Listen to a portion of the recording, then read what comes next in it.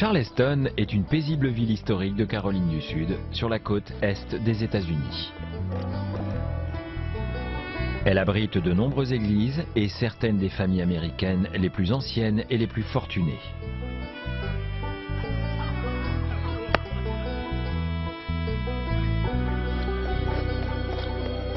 Mais le 18 février 1987, un événement va venir bouleverser sa tranquillité.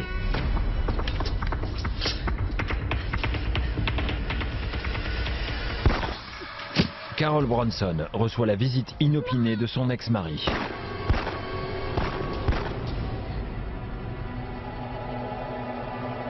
Il faut que je m'en aille.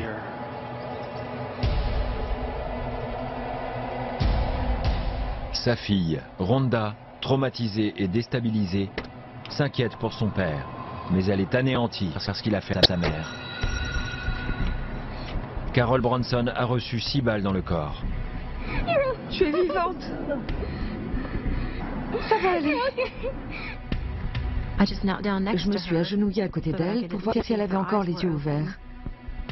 Et j'ai vu la voiture de mon père démarrer en trombe.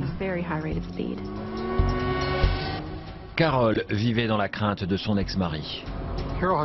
Carol avait obtenu une mesure de protection. Elle avait peur de lui. Elle ne voulait pas qu'il s'approche d'elle ou de sa fille. Rhonda l'a déjà vu agresser sa mère à de nombreuses reprises. Mais malgré sa brutalité, il reste son père. Monsieur, où est mon père? Je pense qu'au fond de lui, c'était un homme bien. Mais des générations de violence et d'alcool ont eu raison de lui. Il est bien décidé à ne pas se rendre vivant.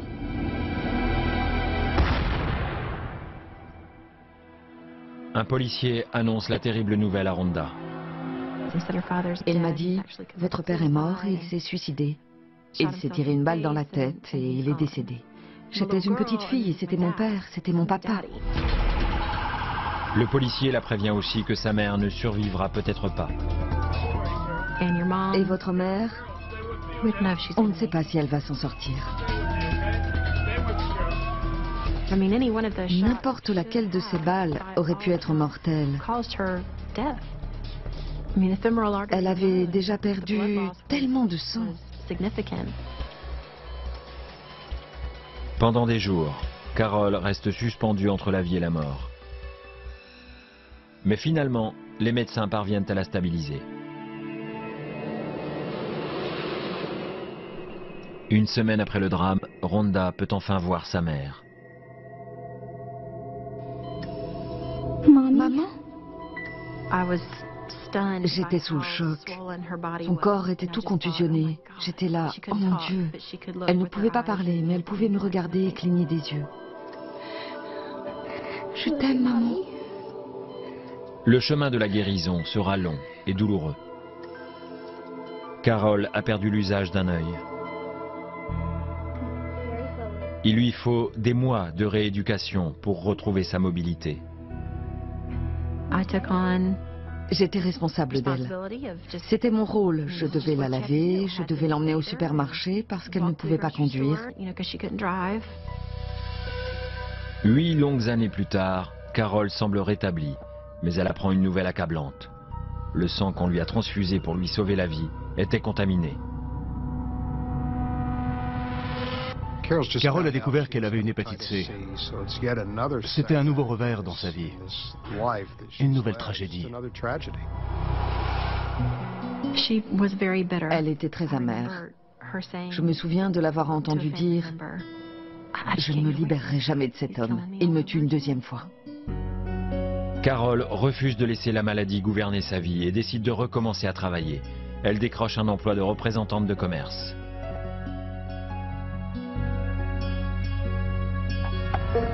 À l'été 2000, 13 ans après le drame, un coup de téléphone bouleverse une nouvelle fois sa vie.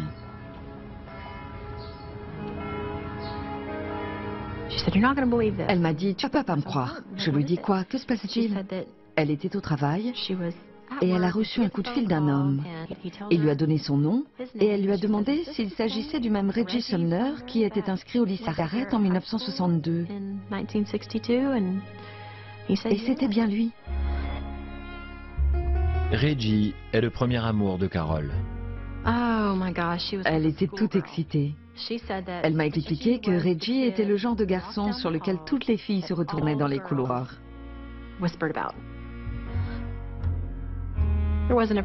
À l'époque, ils formaient un très joli couple.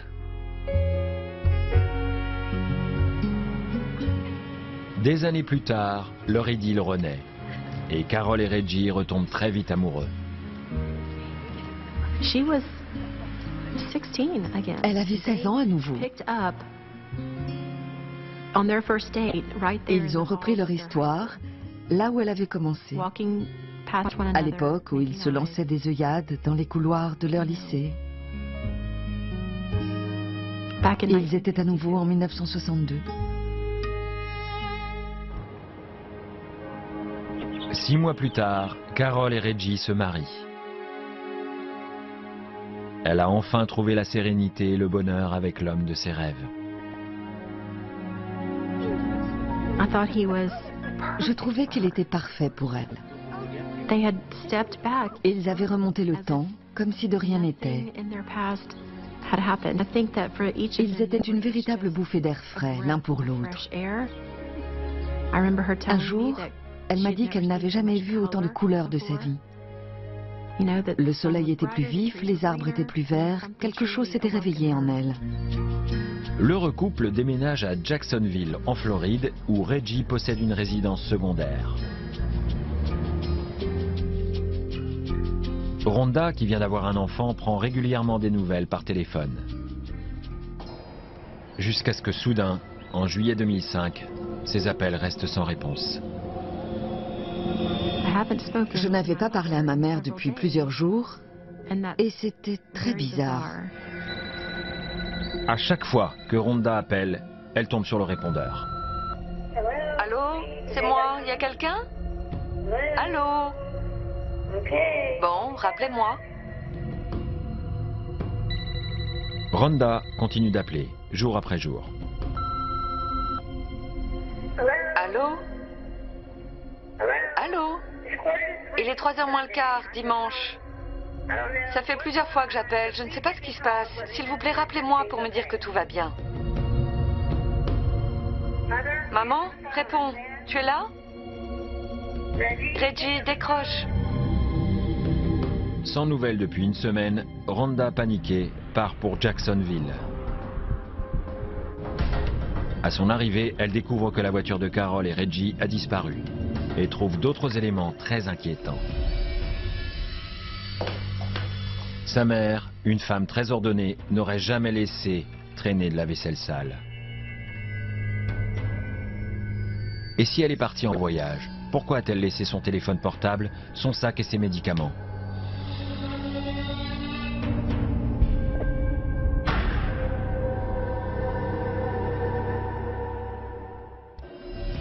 Et ce n'est pas tout.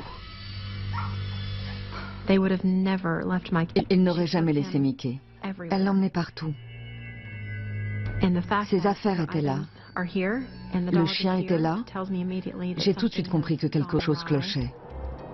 Rhonda signale leur disparition à la police et s'adresse à une chaîne de télévision locale. La mystérieuse disparition de Carol et Reggie fait bientôt les grands titres. Selon la famille, Carol et Reggie n'ont pas pris leur traitement depuis 4 jours. Elle est très malade, son mari aussi. Pour eux, ils n'ont pas pu disparaître comme ça. Tout a été laissé en l'état. Ils ont été enlevés ou on les a piégés. Ils étaient très crédules. Peu importe qui vous êtes, qui que vous soyez, laissez-les rentrer à la maison. Ils ne peuvent pas vivre sans leurs médicaments. Les prières de Rhonda ne tardent pas à être exaucées. Un couple, prétendant être Reggie et Carol, appelle la police et déclare qu'ils sont vivants et en bonne santé. Je m'appelle Reggie Sumner. J'ai quitté la ville avec ma femme. Mais l'enquête est loin d'être terminée. Elle ne fait même que commencer. Et ce que Rhonda et la police vont découvrir est si abominable qu'ils ne s'en remettront jamais.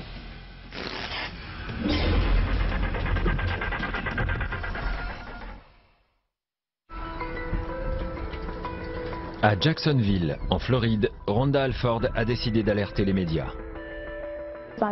Ils ont été enlevés ou on les a piégés. Elle espère que quelqu'un sait ce qui est arrivé à sa mère, Carol, et son beau-père Reggie, disparus depuis une semaine. Rhonda imagine le pire. Je me disais que quelqu'un les avait kidnappés pour de l'argent. Les avait peut-être conduits à un distributeur et les avait abandonnés dans les bois. Ils étaient quelque part et je voulais les retrouver.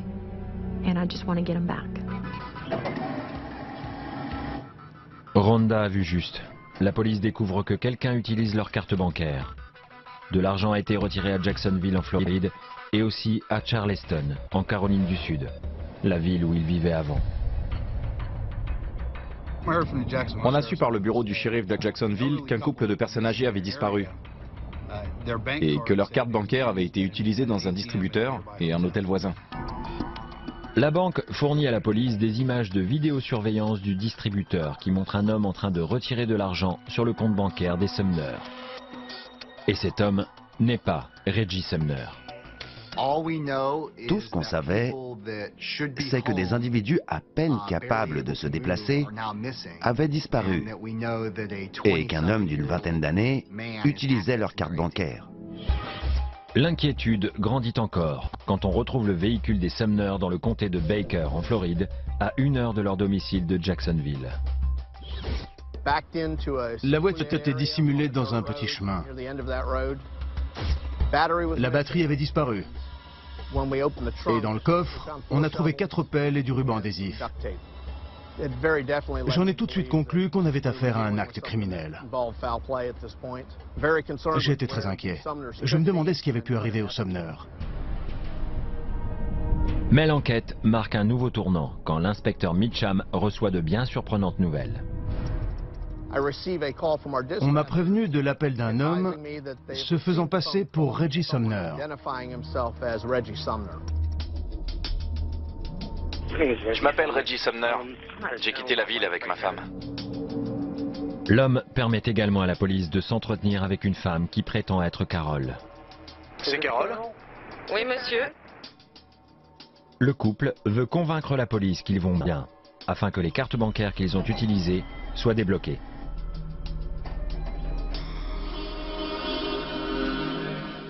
Les enquêteurs convoquent immédiatement Rhonda pour qu'elle écoute l'enregistrement. Je m'appelle Reggie Sumner. Où êtes-vous? Dans le Delaware. Quelle ville? Corpus.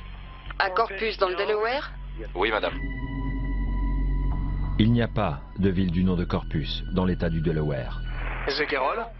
Oui, monsieur. Entendu. Ici l'inspecteur Mitcham du bureau du shérif. Comment allez-vous? Je dormais. Je comprends. Vous avez peut-être des problèmes de santé? Oui, Autre chose à déclarer? je suis très fatiguée. Ce n'est pas ma mère. Et ce n'est pas Reggie. Chose inquiétante, les interlocuteurs semblent tout savoir sur le couple disparu. Quel genre de problème avez-vous? Un cancer. Un cancer? Du foie, oui.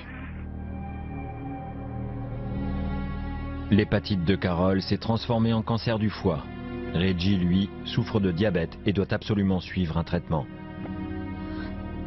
Il s'est récemment cassé la jambe et passe le plus clair de son temps au lit ou dans un fauteuil roulant. Il n'était pas mobile. Il ne pouvait pas disparaître sans que personne ne sache où il se trouve. Les enquêteurs pensent que les retraits d'argent pourraient les aider à retrouver les imposteurs. J'ai appelé la banque et je leur ai demandé de réactiver les cartes.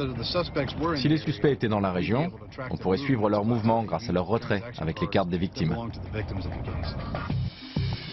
La police fait des recherches sur le téléphone portable utilisé par l'homme se faisant passer pour Reggie.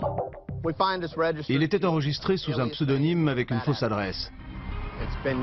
Il avait été utilisé en Caroline du Sud, dans la région de Charleston. Le téléphone a notamment appelé une agence de location de voitures de Charleston qui déclare qu'une voiture de sport grise ne lui a jamais été rendue. Ils en avaient 2 dans leur flotte, et une qui n'avait pas été rendue à la date prévue. Le contrat de location avait été établi au nom de Tiffany Cole. La police découvre que Tiffany Cole était une voisine des Sumner quand ils vivaient en Caroline du Sud. Les enquêteurs apprennent que les Sumner se sont montrés prévenants et généreux avec leur voisine. Elle leur avait racheté une voiture, mais elle ne leur en avait payé qu'une partie. Tiffany a abandonné le lycée et a eu une vie tourmentée. Son père était en prison quand elle est née et sa mère n'avait que 16 ans.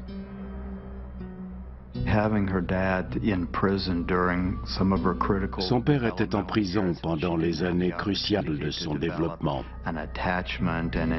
Elle n'a pas pu nouer de relation avec cet homme dont la mission était de la protéger et de l'aider à avancer dans la vie. Tiffany est élevée par un beau-père qui prend un malin plaisir à être cruel avec elle. Tellement cruel qu'un jour, il jette son chien de compagnie contre un mur et lui brise le cou sous ses yeux. Cette expérience l'a sans doute profondément marquée. D'abord, elle a compris que des gens proches d'elle pouvaient commettre des actes absolument odieux et violents.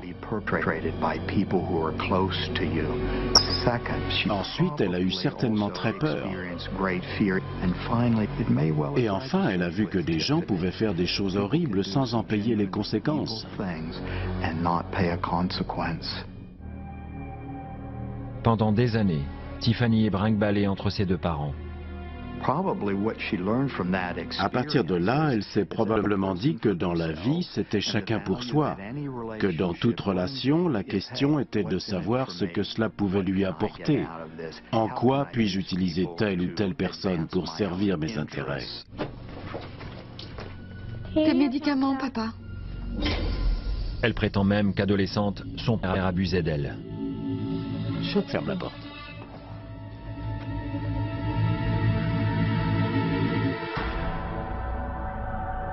Elle se réfugie dans l'alcool et la drogue pour soulager sa peine. Elle reprend espoir quand elle tombe éperdument amoureuse d'un jeune homme atteint d'épilepsie.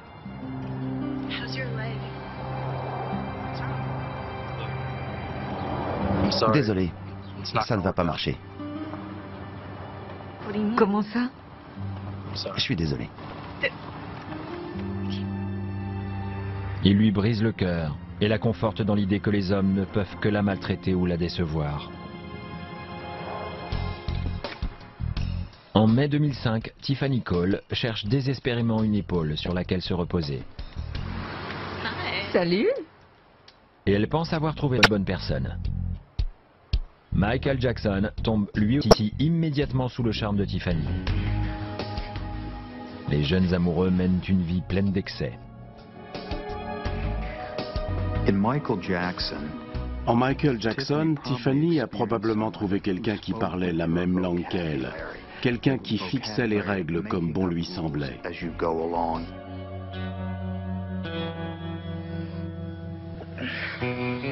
Tiffany voit en lui la promesse d'un avenir meilleur. Tu m'as piqué mon joint. Ouais? Et alors? Elle voyait en lui quelqu'un qui ne se laissait pas contraindre par les lois et les normes sociales. Et cela a exercé une forte attraction chez elle. Michael Jackson avait un lourd casier judiciaire. Il avait été condamné à de multiples reprises. Il était en liberté surveillée pour fraude. Sa mère était toxicomane. Il a été recueilli par sa grand-mère qui a fait de son mieux pour l'élever. Mais il a commencé à voler dès son plus jeune âge. Tiffany et Michael se découvrent une passion commune pour la fête. Ils décident de partir en voyage en voiture. Ils font une halte à Myrtle Beach, puis partent pour Jacksonville, retrouver le meilleur ami de Michael, Alan Wade. Le couple s'installe chez la mère d'Alan, jusqu'à ce que cette dernière finisse par les jeter dehors. Ils n'ont nulle part où aller, et ils ont dépensé tout leur argent dans l'alcool et la drogue. C'est alors que Tiffany se rappelle que ses anciens voisins, les Sumner, vivent dans la région.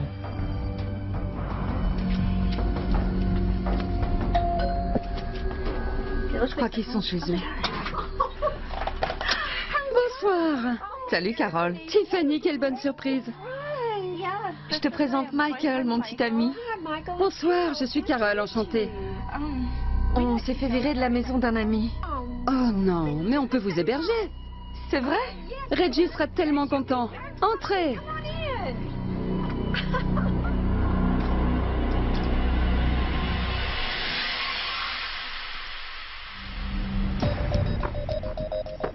L'inspecteur Jim Rowan retrouve le frère de Tiffany Cole. Il était connu des services de police. Il avait une réputation de voyou dans son quartier.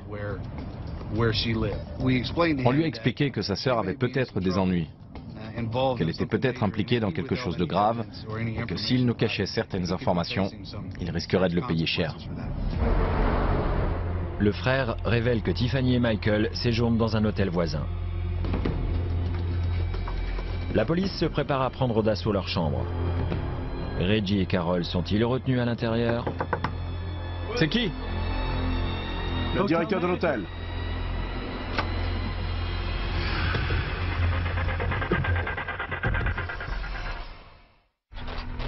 En juillet 2005, les policiers de Charleston, en Caroline du Sud, s'apprêtent à prendre d'assaut 2 chambres d'hôtel, dans l'espoir de libérer un couple de personnes âgées peut-être retenues en otage.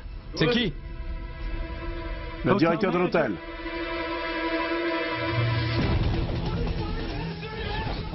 On espérait trouver les Sumner, mais malheureusement, ce n'est pas ce qui s'est passé.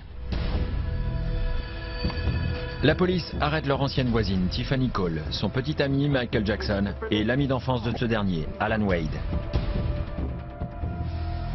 Les enquêteurs ont rapidement la confirmation de leur implication dans la disparition des Sumner.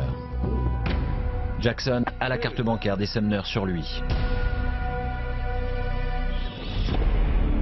Et à l'intérieur de la voiture que Tiffany a achetée aux Sumner, il retrouve la précieuse collection de pièces de monnaie de Reggie. On a retrouvé des tas de marchandises qui semblaient avoir été achetées récemment. Des vêtements, des jeux vidéo, des ordinateurs. Dans le coffre-fort de la chambre, on a également découvert des papiers d'identité et des documents bancaires appartenant aux victimes. Il y a même un chèque de 8 000 $ à l'ordre d'Alan Wade, provenant du compte joint du couple. Mais où sont les Sumner? Les enquêteurs séparent les 3 suspects pour les interroger. Alan Wade refuse de parler. Michael Jackson et Tiffany Cole nient toute implication dans la disparition du couple. Mais sous la pression, Tiffany finit par expliquer ce qui s'est passé quand elle et son petit ami ont été accueillis chez les Sumner. On en a bien profité, oui, on a de la chance. On n'a plus de soucis. Ma seule inquiétude, c'est de vendre l'ancienne maison. Mais on vient de la vendre et à un bon prix. Ah oui? Oui, on a fait une plus-value de 99 000 $. Wow! C'est génial! Et tout ça dort tranquillement à la banque. Je suis ravie pour vous.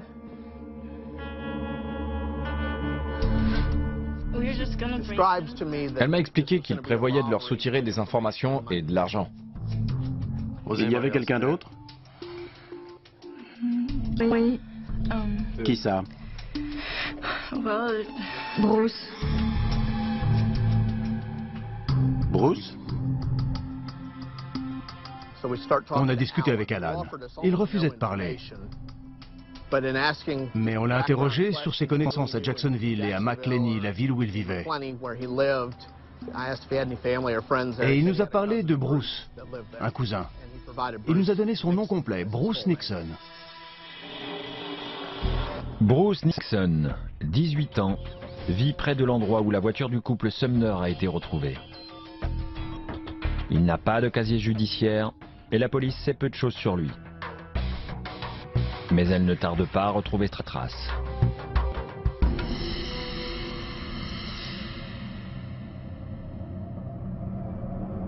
Durant son interrogatoire, Nixon révèle des détails précieux sur le vol. C'était l'idée de qui? Michael. Les gars, on a un super plan. Il dit qu'ils se sont retrouvés tous les quatre et que Jackson était le meneur. Il débordait d'idées sur la manière dont il devait enlever et terroriser les Sumner. Carte bancaire, code secret. Michael Jackson était le leader. Il donnait l'impulsion. Il avait la capacité de réunir les gens et de les entraîner dans son plan. On a aussi besoin d'un lieu où les emmener et leur foutre les jetons. Toi qui es du coin, t'as pas une idée? Allez, on a besoin d'un lieu. Ouais, je connais un endroit. Tu vois ça quand? Demain soir. Demain soir? Ouais. Ça marche. On attend demain. Alors à demain soir. On n'a pas intérêt à foirer. Bruce Nixon mène ses complices jusqu'à un endroit isolé, dans l'état voisin de Géorgie, où il prévoit de faire peur aux Sumner en les menaçant de les enterrer vivants. Michael Jackson fait preuve d'indifférence. Il ne mesure pas du tout l'impact que peuvent avoir ses actes sur les autres. Il a clairement et à plusieurs reprises manifesté sa volonté d'enfreindre les règles et d'imposer les siennes. Et ces deux éléments sont la marque des inadaptés sociaux. Ce que Tiffany et Alan font ensuite a été enregistré par des caméras de vidéosurveillance. Ils ont acheté du ruban adhésif. Ils ont acheté des gants pour ne pas laisser d'empreintes digitales. Ils ont acheté du film plastique qu'ils pouvaient utiliser pour ligoter les Sumner. Bruce Nixon confirme que la mission de Tiffany Cole consistait à rester en contact avec les Sumner pour recueillir les informations et les aider à élaborer leur plan. Tiffany Cole a appelé plusieurs fois les Sumner pour déterminer quel serait le meilleur moment pour passer à l'action. Ils patientent jusqu'au 8 juillet 2005 et aux alentours de 22 h, ils se présentent au domicile des Sumner.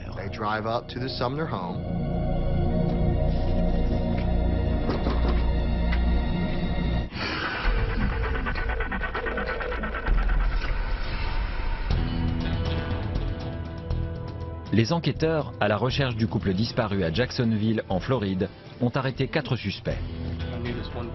Bruce Nixon, 18 ans, révèle qu'ils avaient l'intention de voler, kidnapper et terroriser Reggie et Carol Sumner afin de leur soutirer leur code de carte bancaire.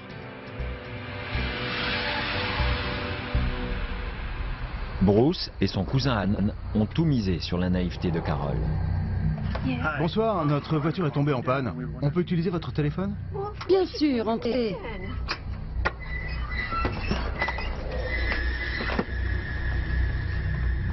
Le téléphone est ici. Faites comme chez vous.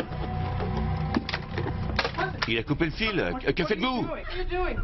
La ferme! La ferme! Ils avaient un pistolet en plastique et ils ont immédiatement ligoté les Sumner. S'il vous plaît, mon mari est malade. Ne faites pas ça. T'en auras plus besoin. Qu'est-ce que vous faites?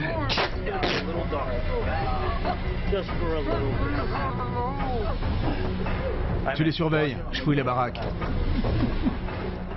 Ils ont inspecté la maison à la recherche d'affaires. Bruce Nixon a dit que Carol Sumner pleurait et qu'il lui disait de se taire sous peine de la tuer. Il a dit que Reggie essayait d'aider sa femme et qu'il essayait tant bien que mal de résister à ses agresseurs. Ceux-ci répétaient aux Sumner de rester calmes en les menaçant de les tuer. Et les protestations des Sumner se sont transformées en cris de terreur. Pendant ce temps, le chef des opérations Michael Jackson et sa petite amie Tiffany Cole, une ancienne voisine des Sumner, attendent dehors. Ils ont récemment passé une soirée chez les Sumner. Et ils savent que le couple a 99 000 $ sur son compte. Et tout ça dort tranquillement à la banque. Un message les prévient que tout se passe comme prévu. Ils ont appelé Michael et il est venu les aider à trouver ce qu'ils cherchaient. Des cartes bancaires, du liquide, toutes sortes de choses.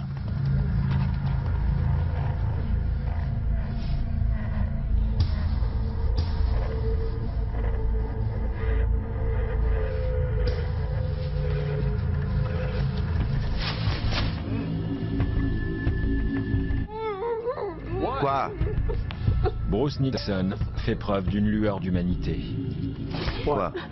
S'il vous plaît, de l'eau, s'il vous plaît. D'accord.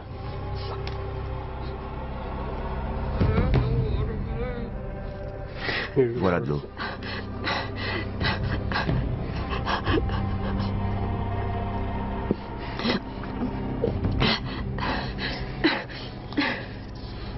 Ça suffit.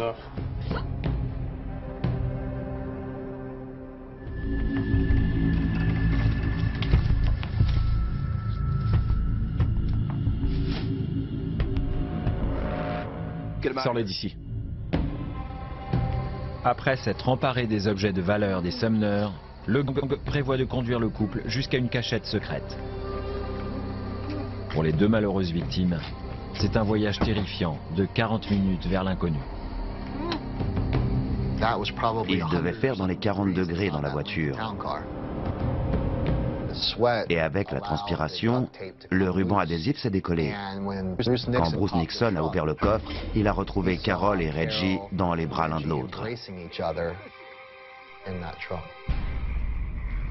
Tu le rattaches.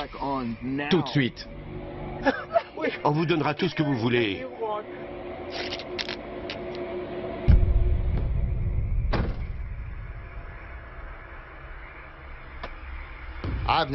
Je n'ai jamais vu de crime prémédité visant des victimes aussi vulnérables et avec un aussi grand mépris de la vie humaine. On fera tout ce que vous voulez. S'il vous plaît. Alors que les Sumner supplient leurs ravisseurs, Tiffany Cole et Bruce Nixon attendent tranquillement à côté. Quand vous prévoyez de voler 100 000 $ sur le compte de quelqu'un et que vous comptez le faire avec une carte de retrait, vous allez mettre beaucoup de temps à vider ce compte. Le seul moyen d'y arriver est de prendre l'identité des Sumner. Et le seul moyen de prendre l'identité des Sumner est de faire en sorte qu'ils ne puissent pas aller à la police. Donnez-nous votre numéro de carte ou vous allez mourir. 5, 1, 6. Jackson obtient toutes les informations dont il a besoin. Mais il ne fait preuve d'aucune pitié et il ordonne à Alan Wade de l'aider à enterrer les Sumner vivants. Il fallait être extrêmement cruel pour faire une chose pareille. C'était un couple âgé, des gens généreux. Ils n'auraient fait de mal à personne. Ils auraient donné l'argent si on leur avait demandé. Mais au lieu de ça, ils les ont enterrés vivants simplement pour de l'argent. C'est barbare. Pour les enterrer vivants, il fallait qu'ils n'aient absolument aucune compassion pour leurs victimes. Et il fallait qu'ils agissent froidement, comme s'ils faisaient la chose la plus normale du monde. Je n'imagine pas la terreur qu'ont dû ressentir les Sumner. En particulier quand ils sont arrivés devant ce trou et qu'ils ont compris ce qui allait leur arriver. Reggie a vu l'amour de sa vie se faire enterrer vivante. Et pareil pour Carol. Ils étaient tous les deux impuissants. Je ne vois pas de pire façon de mourir. Mais les tueurs n'ont qu'une idée en tête. Effacer les preuves et commencer à tirer profit de leur ignoble crime. C'est bon.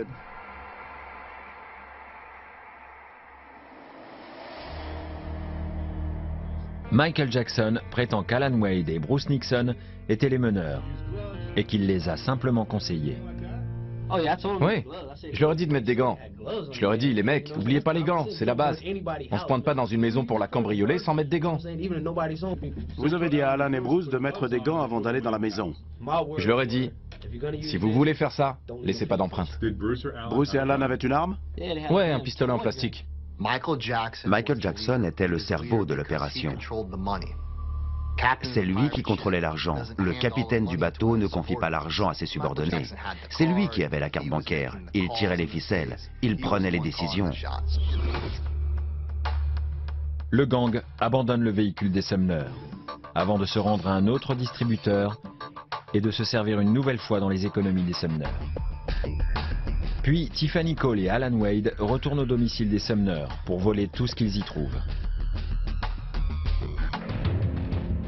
Jackson donne à Bruce Nixon quelques centaines de dollars et lui dit de rentrer chez lui et de se taire. Mais les enquêteurs découvriront qu'il en a été incapable. Bruce Nixon se vantait de son rôle dans ce crime. Il exhibait son argent. Il disait à ses amis qu'il avait un nouveau boulot et que c'était de tuer des gens. En garde à vue, Bruce Nixon accepte de mener la police jusqu'au lieu du crime. Et les enquêteurs vont découvrir toute l'horreur de l'acte que lui et ses complices ont commis.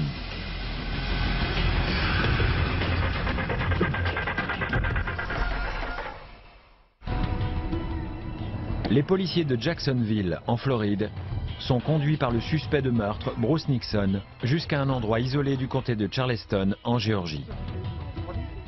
Nixon déclare qu'après une nuit de torture, c'est ici que Carol et Reggie Sumner ont été enterrés vivants. Nixon va parler et livrer tous les détails du cauchemar qu'ont vécu les victimes. Bruce voulait se racheter. Il voulait se soulager de ce poids. Quand on est arrivé devant la tombe, je crois qu'il a eu envie de tomber à genoux et de tout raconter. Voilà ce que j'ai fait.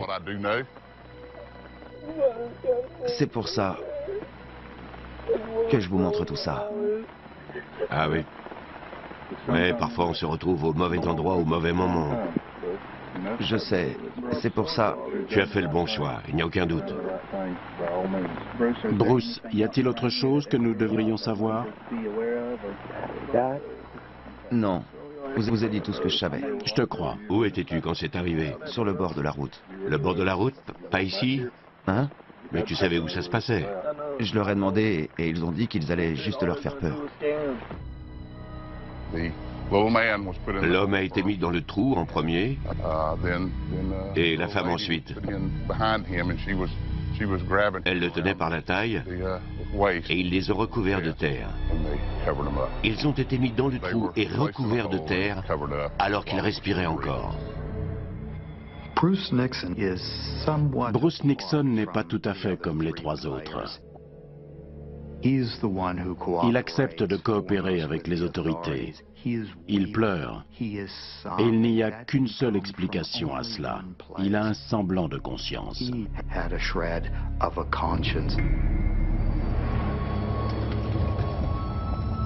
Le lendemain, la police vient récupérer les corps. Énormément de gens de plusieurs services différents sont venus aider à déterrer les Sumner. Ils ont commencé par creuser avec des pelles et ils ont même fait venir un tracteur. Et ils sont arrivés au niveau où se trouvaient les Sumner. Ils ont vu du ruban adhésif. Reggie et Carol étaient blottis l'un contre l'autre. Reggie avait réussi à défaire un lien et il lui tenait la main. C'était bouleversant, très bouleversant. J'ai discuté avec les gars qui étaient sur place et ils m'ont dit qu'il régnait un silence de mort. Personne ne disait un mot. C'était foudrage. Je suis arrivé sur les lieux au moment où ils dégageaient les Sumner. C'est sans doute l'une des choses les plus dures que j'ai jamais vues de ma vie. Et pourtant, je travaille depuis 10 ans à la brigade criminelle. Mais c'était vraiment déchirant. L'autopsie révèle que le couple est mort dans des souffrances atroces. Ils ont été lentement recouverts de terre, pelletés après pelletés. D'abord les jambes, puis la taille. C'est quand c'est arrivé au niveau de la poitrine qu'ils ont commencé à avoir des difficultés à respirer. Ils ont gardé la bouche ouverte pour prendre de l'air. et ils ont avalé la terre qui les entourait. Le pathologiste a retrouvé de la terre dans leur voie respiratoire et leur œsophage. Donc, ils étaient bien vivants quand on les a enterrés. C'est vraiment une mort horrible. Je n'avais jamais vu une chose pareille. Atroce, c'est le seul mot qui me vient pour décrire ce qu'ont vécu ces deux personnes. En prison, Michael Jackson reçoit un coup de fil de sa grand-mère qui lui apprend que la police est au courant de tout. Michael, écoute-moi et ne m'interromps pas. Tu es dans le journal, dans tous les journaux d'hier et d'aujourd'hui. Pourquoi? Pour meurtre. Quoi? Meurtre. Les corps ont été identifiés comme un couple de Caroline du Sud, James et Carol Sumner. La mise en liberté sous caution de Bruce Nixon, 18 ans, a été refusée. Le jeune homme a été inculpé de meurtre, violation de domicile, vol et enlèvement. Il les a emmenés sur la tombe. C'est pas possible. T'es sérieuse? C'est dans le journal. Bruce les a emmenés? Il leur a montré où c'était? Oui, mon chéri. Bruce nous a tués. Les 4 suspects sont inculpés du meurtre avec préméditation de Carol et Reggie Sumner. L'objectif premier, c'était d'obtenir une condamnation à mort pour Michael Jackson. C'était le meneur. Il était la principale cible du procès. Quand vous enterrez vivant des individus d'une manière aussi préméditée, la peine de mort semble appropriée pour les 4. Les chefs d'inculpation pesant sur Bruce Nixon sont revus à la baisse, car il a mené la police sur les lieux du crime et a tout avoué. Je suis désolé, tu as fait le bon choix. Pendant le procès, le jury est obligé de regarder les preuves, toutes plus effroyables les unes que les autres. On lisait sur leurs visages. On sentait leur détresse et leur angoisse quand on leur présentait les preuves et qu'ils devaient les regarder. Ils ont eu beaucoup de mal à supporter.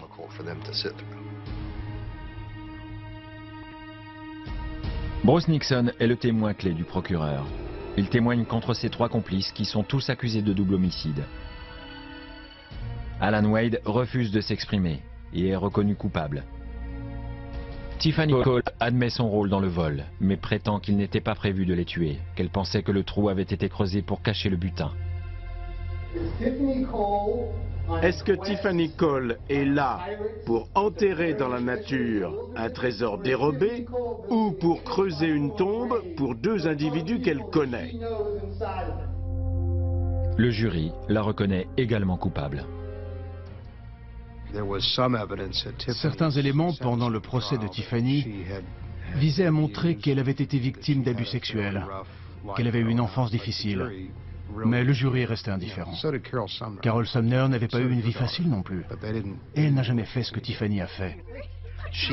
Elle était la seule personne à connaître les Sumner. Sans elle, il n'y avait pas de meurtre. Michael Jackson reconnaît avoir organisé le vol, mais accuse Wade et Nixon d'avoir enterré les Sumner. Le jury apprend qu'il avait d'abord envisagé une méthode plus rapide pour tuer le couple. Michael Jackson avait d'abord imaginé injecter quelque chose à Carol et Reggie Sumner pour figurer une surdose de médicaments. Cela prouve bien sa volonté de tout calculer, de tourner les choses en sa faveur et son mépris total des Sumner. Il est à son tour reconnu coupable. Bruce Nixon est condamné à une peine de 45 ans d'emprisonnement. Michael Jackson, Tiffany Cole et Alan Wade sont condamnés à mort. S'il y a 3 individus qui méritent la peine de mort, c'est bien Michael Jackson, Tiffany Cole et Alan Wade. Le caractère prémédité de leurs crimes et les souffrances inutiles infligées à 2 victimes vulnérables appellent la peine capitale. Contre toute attente, Rhonda, la fille de Carol, est la première à pardonner aux assassins de sa mère et de son beau-père. Rhonda dit que sa foi religieuse l'a sauvée dans les jours qui ont suivi les meurtres.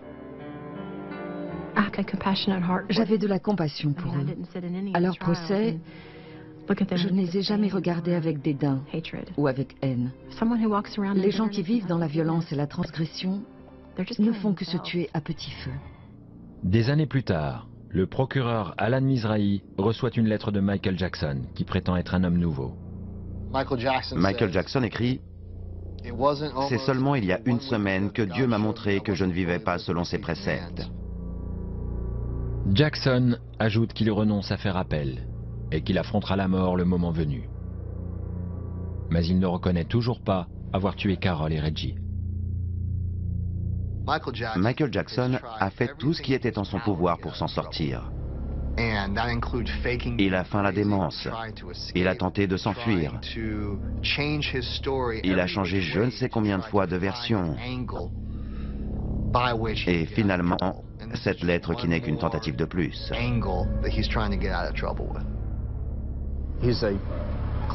C'est un manipulateur né. Et c'est encore une façon de ne pas prendre la responsabilité de ses actes, de se dédouaner. Je n'en crois pas un mot.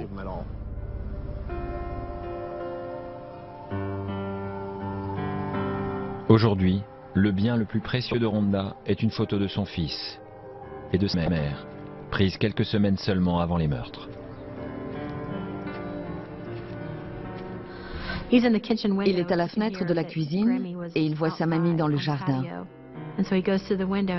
Alors il tape à la fenêtre pour attirer son attention. Elle se retourne et ils s'envoient un baiser à travers la vitre. C'est la plus belle photo de toute ma collection. C'est celle qui compte le plus pour moi. On ne voit pas son visage, mais ce n'est pas grave. Michael Jackson et Tiffany Cole ont vu l'un dans l'autre une personne qui allait leur permettre d'obtenir ce qu'ils voulaient à travers la cupidité et le crime. Et ce qui rend leur liaison vraiment fatale, c'est qu'ils voulaient parvenir à leur fin au détriment total et absolu de Carol et Reggie Sumner.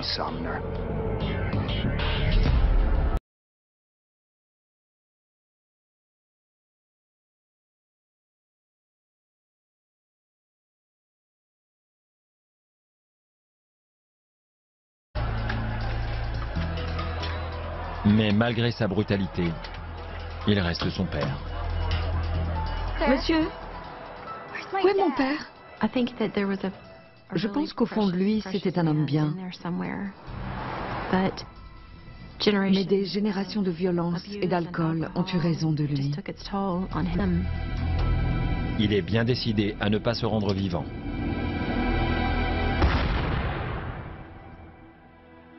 Un policier annonce la terrible nouvelle à Rhonda. Il m'a dit, votre père est mort et il s'est suicidé. Il s'est tiré une balle dans la tête et il est décédé. J'étais une petite fille et c'était mon père, c'était mon papa. Le policier la prévient aussi que sa mère ne survivra peut-être pas. Et votre mère? On ne sait pas si elle va s'en sortir.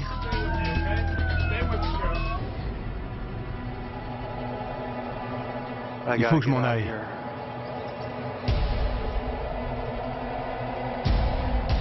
Sa fille, Rhonda, traumatisée et déstabilisée, s'inquiète pour son père, mais elle est anéantie par ce qu'il a fait à sa mère. Carol Bronson a reçu 6 balles dans le corps. Je suis vivante. Ça va aller. Je me suis agenouillée à côté d'elle pour voir si elle avait encore les yeux ouverts. Et j'ai vu la voiture de mon père démarrer en trombe. Carol vivait dans la crainte de son ex-mari. Carol avait obtenu une mesure de protection. Elle avait peur de lui. Elle ne voulait pas qu'il s'approche d'elle ou de sa fille. Rhonda l'a déjà vu agresser sa mère à de nombreuses reprises. Il lui faut des mois de rééducation pour retrouver sa mobilité. J'étais responsable d'elle. C'était mon rôle. Je devais la laver, je devais l'emmener au supermarché parce qu'elle ne pouvait pas conduire. 8 longues années plus tard, Carol semble rétablie, mais elle apprend une nouvelle accablante. Le sang qu'on lui a transfusé pour lui sauver la vie était contaminé. Carol a découvert qu'elle avait une hépatite C. C'était un nouveau revers dans sa vie. Une nouvelle tragédie. Elle était très amère. Je me souviens de l'avoir entendu dire « Je ne me libérerai jamais de cet homme. Il me tue une deuxième fois. » Carol refuse de laisser la maladie gouverner sa vie et décide de recommencer à travailler. Elle décroche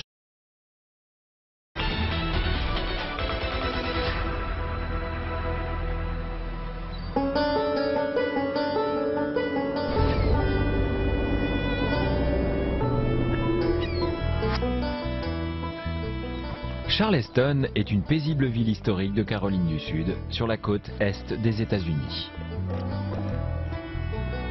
Elle abrite de nombreuses églises et certaines des familles américaines les plus anciennes et les plus fortunées.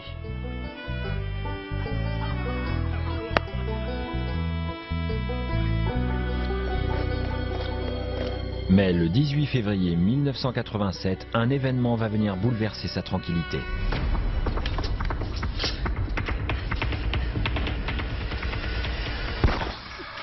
Carol Bronson reçoit la visite inopinée de son ex-mari.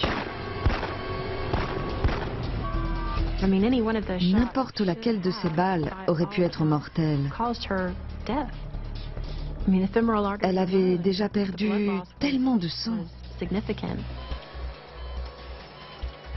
Pendant des jours, Carol reste suspendue entre la vie et la mort.